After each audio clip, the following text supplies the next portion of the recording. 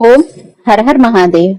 आज मैं आप लोगों को नाग पंचमी की कथा सुनाने जा रही हूँ। कथा करने से पहले आपसे निवेदन करना चाहती हूँ कि यदि आप हमारे चैनल पर नए हैं तो कृपया करके लाइक करिए, सब्सक्राइब करिए, शेयर करिए, बेल आइकन को प्रेस कर दीजिए जिससे सारी नोटिफिकेशन आपके पास जाती रहे।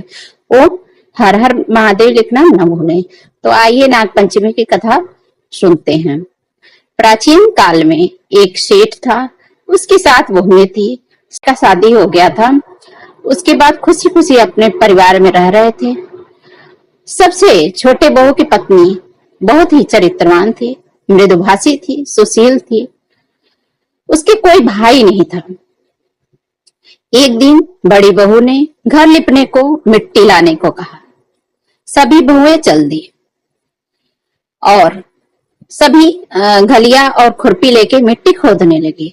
तभी वहां पे एक सर्प निकला जिसे बड़ी बहू खुरपे से मारने लगी। यह देख करके छोटी बहू ने उसे रोकते हुए कहा, मत मारो दीदी, मत मारो, यह बेचारा निरपराध है। यह सुनकर बड़ी बहू ने उसे नहीं मारा। तब सर्प एक ओर बैठा। तब छोटी बहू ने उससे कहा, हम अभी लौट कर आती हूँ, तुम यहाँ से जाना मत। यह कह करके वह सबके साथ मिट्टी लेकर चली गई और वहां काम काज में फंसकर सर्प से जो वादा किया था उसे भूल गई। उसे दूसरे दिन तब बात याद आई तो सबको साथ लेकर के वहां पहुंची और सर्प को उस स्थान पर बैठा देखकर बोली, सर्प भैया नमस्कार। सर्प ने कहा, तू भैया कर चुकी है इसलिए तुझे छोड़ देता हूँ, नहीं तो झूठी बात करने के कारण तुझे अभी ही डस लेता। वह बोली, भैया मुझसे बड़ी भूल हो गई, उसकी क्षमा मांगती हूँ। तब सर्प बोला, अच्छा तू आज मेरी बहन हुई, मैं तेरा भाई हुआ, तुझे जो मांगना हो मांग ले। वह बोली, भैया मेरा कोई नहीं है, अच्छा हुआ जो तू मेरा भाई बन गया। कुछ दिन व्यतीत होने पर वह सर्प मनुष्य का रूप रख करके उसके घर आया और बोला कि मेरी बहन को भेज दो। सबने कहा, इसके तो कोई भाई ही नहीं है। तो वह बोला, मैं दूर के रिश्ते में इसका भाई हूँ, बचपन में ही बाहर चला गया था। उसके विश्वास दिलाने पर घर के लोगों ने छोटी बहू को उसके साथ भेज दिया।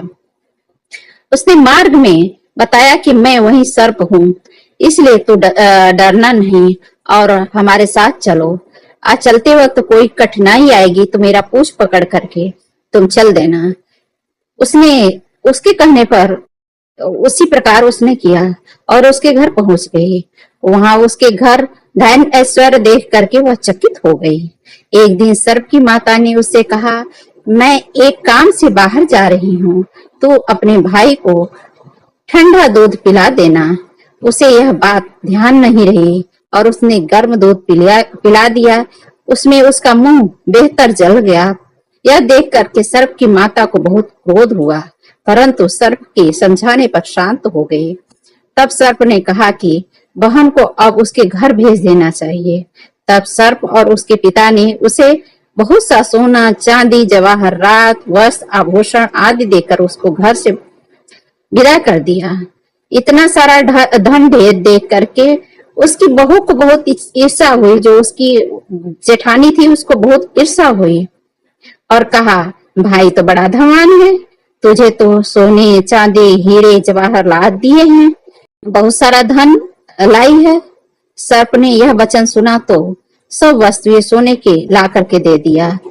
तो उसने अपने भैया से कहा कि हमारी जेठानी ऐसे कह रही हैं कि सोने का तो दिया ही नहीं, तो उसने सोने का भी ला के दे दिया। यह देख करके बड़ी बहू ने कहा, इन्हें झाड़ू भी तो सोने का होना चाहिए, जब तुम्हारे पास इतने गहने लाद दिए हैं तुम्हारे घर वाले, तो तुम्हारे पास सोने का झाड़ू भी तो होना चाहिए। तभी सर्प ने झाड़ू भी सोने का लाकर दे दिया। छोटी बहू को हीरा मड़ियों का एक अद्भुत हार दिया। उसकी प्रशंसा उस देश में होने लगी कि रानी ने बहुत सा धन लेकर के आई है। रानी ने भी सुनी। अब रानी बोली कि सेठ की छोटी बहू का हार यहाँ आना चाहिए। राजा ने मंत्री को हुक्म दिया, उसके वह हार लेकर के शीघ्र उपस्थित हो जा। तभी मंत्री ने सेठ जी से कहा कि महारानी की छोटी बहू का हार पहनेगी, वह उससे लेकर के मुझे दे दो। सेठ जी ने डर करके कारण छोटी बहू से हार मांग करके दे दिया। छोटी बहू को यह बात बहुत बुरी लगी। उसने अपने भाई को याद किया और कहा, भाई, मेरा हार तो जो आपने दिया था वह रानी ने छीन लिया, तुम कुछ करो ना। जब यह हार उसके गले में गया, जैसे ही गले में गया वैसे ही वो सर्प बन गया। और जब वह मुझे देखने लगी तो वह उसे मड़ियों का दिखाई पड़ता था। आज जब वो गले में डालती थी तो वो सर्प का हो जाता था। ऐसे सर्प ने कर दिया। जैसे ही रानी ने हार पहना वैसे ही सर्प बन गया। यह देखकर रानी चीखने लगी, चिल्लाने लगी, रोने लगी। यह देखकर राजा ने सेठ के पास खबर भेजी, छोटी बहू को तुरंत भेजो। सेठ जी डर गए। राजा न जाने क्या करेगा। वे स्वयं छोटी बहू को साथ लेकर उपस्थित हुए। राजा ने छोटी बहू से पूछा, तूने क्या जादू किया है, मैं तुझे डस दूंगा। छोटी बहू बोली, राजन, धृष्टता क्षमा कीजिए। यह हार ऐसा ही है कि मेरे गले में ही हीरो और मड़ियों का रहता है, दूसरे के गलों में सर्प बन जाता है। यह सुनकर राजा ने वह सर्प का हार उसे दे दिया। अभी पहन करके दिखाओ। छोटी बहू ने जैसे ही उसे पहना वैसे ही हीरे और मड़ियों का हार देख करके राजा आश्चर्यचकित हो गया। उसकी बात पर विश्वास हो गया कि उसने सच बोल रही है। उसे प्रसन्न होकर के उसे बहुत सी मुद्राएं दी और पुरस्कार में दिया। छोटी बहू वह अपने हार लेकर के घर में आई और इसके धन को देख करके बहू थी बड़ी वाली, वो जलने लगी और अपने पति को सिखाया कि छोटी बहू के पास कहीं से धन आया है। यह सुन करके उसके पति ने अपनी पत्नी को बुलाकर कहा कि ठीक ठीक बात बता कि धन तुझे कौन दिया है। उसने अपने देवर को सिखा दिया था कि न पता कहाँ से धन लेके आती है। तब वह बोले कि सर्प को याद करने लगी कि हे भैया, मेरी रक्षा करो, मेरे पे लांछा लग रहा है कि यह धन कहाँ से आया है। तब उसी समय सर्प ने प्रकट होकर के कहा, यदि मेरी बहन को के आचरण पर संदेह करते हो तो मैं प्रकट हो रहा हूँ, तो मैं तुझे खा जाऊंगा। उसका प्रति देखा और प्रसन्न हुआ। उसे और बताया कि मैं ऐसे ऐसे हुआ था, जब ये मिट्टी खोदने गई थी तब मैं वहां पे सर्प था, इसने मारा नहीं और मुझे भैया कह के बुलाया। इसी से मैं इसका भाई बन गया। इसके कोई भाई नहीं थे, सब बहुएं जाती थी अपने मायके सावन के महीने में। ये नहीं जाती थी, रोती थी। तो फिर मैंने उससे भाई बन करके अपने बहन को लेने आया और अपनी भाई बहन को ले गया और ले जाने के बाद में उसका आदर सत्कार किया और हमारे पास मड़िया है, उसके द्वारा मैंने अपनी बहन को सोने चांदी जवाहरात के साथ उसकी विदाई किया। यदि तुम मानना चाहते हो तो मानो, यदि नहीं मानोगे, हमारी बहन पे लांछा लगाओगे तो मैं तुम्हें अभी डस लूंगा। यह सुन करके उसके पति बहुत खुश हुआ और सभी स्त्रियां भाई बोल करके नागपंचमी के दिन नाग देवता को दूध पिलाने लगी और पूजा करने लगी कि हे भाई, जो जैसे कि उस औरत की आपने रक्षा करी, छोटी बहू की आपने रक्षा करी, उसी तरह आप मेरी भी रक्षा करना।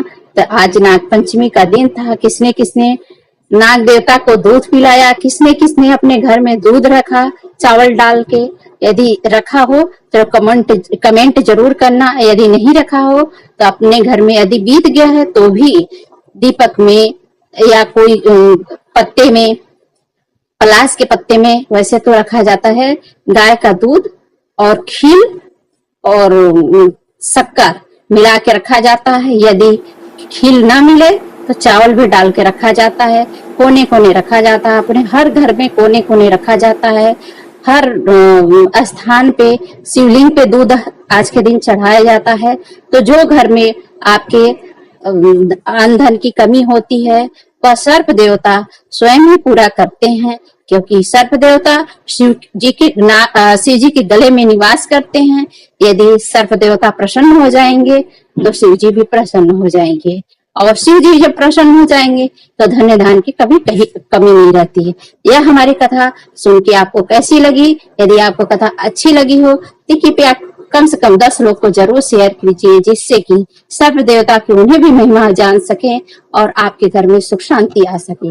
ओम हर हर महादेव, जय नाग देवता।